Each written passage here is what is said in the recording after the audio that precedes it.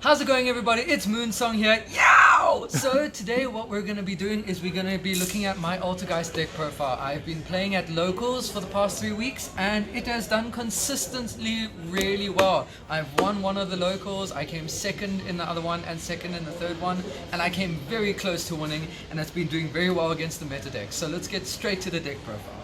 So first of all, we're going to go with the main deck. Obviously your standard Altergeist lineup. You have the 3 Faker.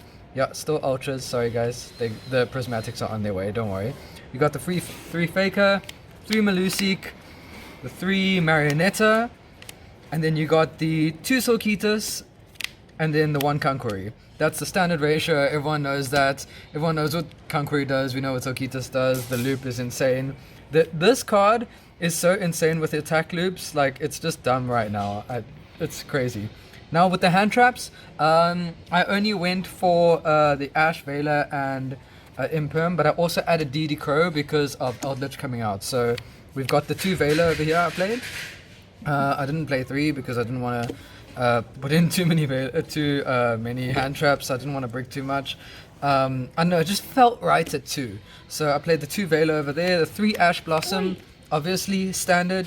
Then we've got the 2 DD Crow. This card was really good in this format. It's so good against Adamancipator. You banish the Block Dragon, it's so good. You banish the traps from Eldritch, you banish the Golden Lord. It's just all around a really good card at this point. And if you don't need it, you can side it out for any side deck card, so it's really good. Then for the spells, we have 1 for 1. This is really good. There's a small combo I'll show you at the end of the video where you can actually make a first turn Herald of the Arclight, and you don't need to put in make a Phantom Beast, a Lion, or any of those bricky cards. Then for the rest of the draw power, we've got Triple Pot of Extravagance, standard, so good, brilliant card, doesn't matter, you don't need your extra deck, you just need Hextia, so it's fine. Now we go for the traps. Altergeist trap lineup is the 3 spoofing. If I go second, I always side out 1 spoofing, because it's not good to open us going second hand with the spoofing, but spoofing is always really good to have because of the dodging, targeting, and everything else. And then we've got the 2 Altergeist Protocol. Some people play 1, I prefer to play 2 because it's good sending fodder for Marionetta if you want to recur your stuff from the grave, and it's good for the grind game as well. And then we have 1 Manifestation. I don't like to play 2 because I don't like opening it. I don't like seeing it very early, and also you can search it anyway, and it's recursive with the Solkitas, and I don't think you're going to get Altergeist cards in the grave that quickly at the moment. Then for the rest of the traps, we've got Triple Impermanence, standard Imperm Faker, you win the game, best card. Then we've got 2 Evenly Matched in the main deck. This is a really good blowout. People do not see this coming in game 1, and it's so good to out so many boards, especially back row boards, and a lot of decks don't really have an out to it. Once you get the 1 spell or trap negate, and they're usually gonna negate your Extravagance first. So this is a really good hitter, and then you can just resolve Faker afterwards, which is really nice. Then we've got Triple Strike. Strike is the only solemn card I play in this deck. I don't think you play Judgment in the main at the moment. I'll explain that more when we get to the side deck. Then 2 Crackdown. Some people like to play Compulse. I prefer to play Crackdown because you deny your opponents the resource in the graveyard, and I think it's really good. I mean, if you're playing against Eldritch and they have an Eldritch monster on the field and they activate one of their traps, if you take control of the Eldritch monster, their trap won't resolve because the Eldritch monster will not be on the field. So it won't be able to activate any fancy effects or anything like that. And it's just really good to steal a couple of boss monsters and just link them off. I just think it's an amazing card all around. 1 Torrential Tributes. Probably should be playing 2, but it's already at 41 cards. I like the 1 Torrential Tribute. It's really good just to blow out your opponent's board, good for combo decks, good for any control decks. As soon as they spam the board, they don't see it coming. I really like it in the deck. And the last card, I main deck an Imperial Order. I know a lot of people aren't playing spells because the main decks now, like Adamancipator and Eldritch, are mostly playing monsters and traps, but this is really good for those rogue matchups and going second, and in game 2 when they'll side in the back row hates, it's good to keep this in as well. So and also Mystic Mind players, you know, you need this. Cool, now moving on to the extra deck. Let's go for the extra deck first. We have your standard 3 Hextia. best card, best boss monster. You summon it. Once you get this guy out, you're probably gonna win the game. It's just really good. Infinite spells and traps negates. Then for the level 1 or the normal summonable link monsters, the link ones, I've got 1 Link Kuriboh, 1 Salamangreat Elmirage, and 1 Relinquished Anima. This is really good for taking control. Like, you can, along with linking away your Melusik, you can take control of opponent's monster. It's really good for going second. You can attack directly with Melusik, send a card to the grave, and then you steal their monster as well, which is amazing. It takes away your link zone, but I think at that point in time, you're not going to really be using your link zones that much, so it's just really good. I know I'm playing Extravagance, but I don't mind risking it, banishing the Link Kuriboh, because I've still got Elmirage in this, so it's still fine.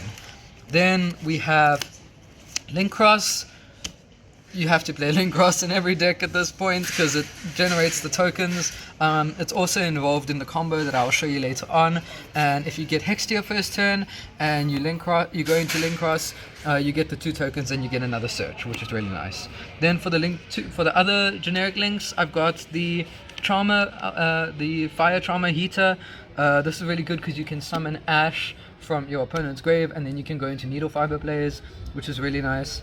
And then I've got Phoenix and Nightmare Unicorn. This is General Disruption, especially if your Extravagance banishes a lot of your Hextiers, and sometimes you don't even need to go into Hextier. Sometimes these are actually better options. It's very situational, but I would rather be playing this than an extra Link Kuriboh or something, because it gives me more flexibility with the deck. And then we've got 1 Celine. I used her a couple times where she actually brought back a couple games for me. Also Link 3 to get rid of monsters on your board that you don't need. If you want to trigger Melusik at a time where you don't need to. It's very situational, I know, but it brings a summon back, and you usually have at least 3 spells in your grave, so it's really good. Then we have Ningirsu. This card is your out to Dragoon. This is your out to non-targeting monsters. It is just so generically good. It can just remove anything, and you can get rid of stuff you don't even need. Like, you can send your protocol or something that you're not even going to use, or if you crack down your opponent's monster, you can just send their monster to the grave. So it's really generically good as well. Then we've got these 2, Crystron Halqifibrax, just generically good in every deck right now and makes everything better. With the Herald of the Arclight, which comes with a combo I'm going to show you at the beginning of the game, where you can actually make this first turn along with searching a Faker, and it allows you to chain block, so you can get your Faker to your hand, which is really nice as well. And then the last card, my only Link 4 that I play, Borla Dragon. It is your only other out to Dragoon, which is a card that's very prominent right now, but it's very almost impossible for Altergeist to get over because of the non-targeting removal. So this is really good at your other out to Dragoon. This and Ningirsu, I think you need to have in your extra deck as an Altergeist player, because Dragoon is so prominent. Now if we move on to the side deck, I start off with the monsters. We've got 2 Ghost Ogre. I think this is really good against combo decks, especially Adamancipator.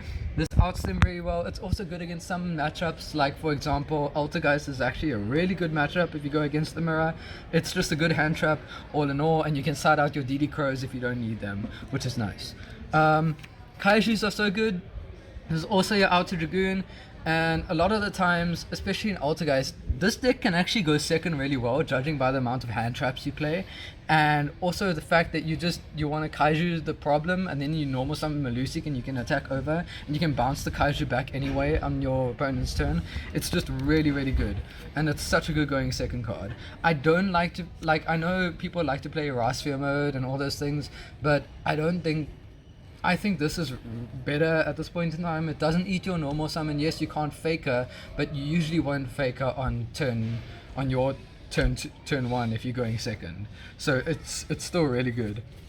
Then for the spells, Cosmic Cyclone. This is the best spell and trap removal right now in the game because of Mystic Mine. It covers Field Barrier, you don't care about that. You can banish the Eldritch spells and traps, which they don't get their recursion, so I think it's really good. Even if you chain to Eldritch spell or trap, it's really good to stop the recursion. Then another side deck card I play is Raigeki. No Lightning Storm sadly, but I still think this is equally as good. It just wipes the field and it costs nothing, which is really nice. Then for the traps, I play 2 Appointer of the Red Lotus. You can play it going going first. If you know you're going to choose to go first, they're obviously going to side a lot of lightning storms against you or evenly matches.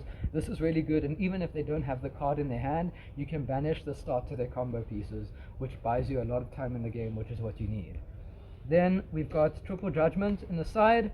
This is to stop your opponent from evenly matching you or lightning storming you, or you don't really you want to protect yourself from those big blowout cards, and that's what the Judgment is for right now, because you do not want to lose life points. In this format, life points are very important, and that's why I try to avoid playing these in the main deck. These are just very good if you're going first and you know your opponent's going to side against you and you need to protect your back row. Then the last two cards, Skill Drain. It didn't come up very often. I only cited this in once and I didn't see it, but it is quite the blowout to a lot of combo decks, and it is another out to Dragon. I might change this out, but I still want to test a little more, see how it does in the main deck when I side it in. So yeah, I'll give more information about this later on. And then this last card is such a blowout. It is the MVP. I've used this so many times against people. It is great against control decks because they don't see it coming, and it's amazingly great against combo if you're going second and you get a strike with it, is Witch's Strike. People underestimate the power of this card. I think this is really good. It blows out your opponent's field and hand, and also with people not being able to protect their stuff from destruction anymore, because we don't have Dengursu, we don't have the Salamangreat Balinks anymore to protect things from destruction, and Colossus is no longer a thing. This is really, really good for just blowing your opponent out and making them have to start over. It's a better torrential, basically, obviously with a little bit more restrictions.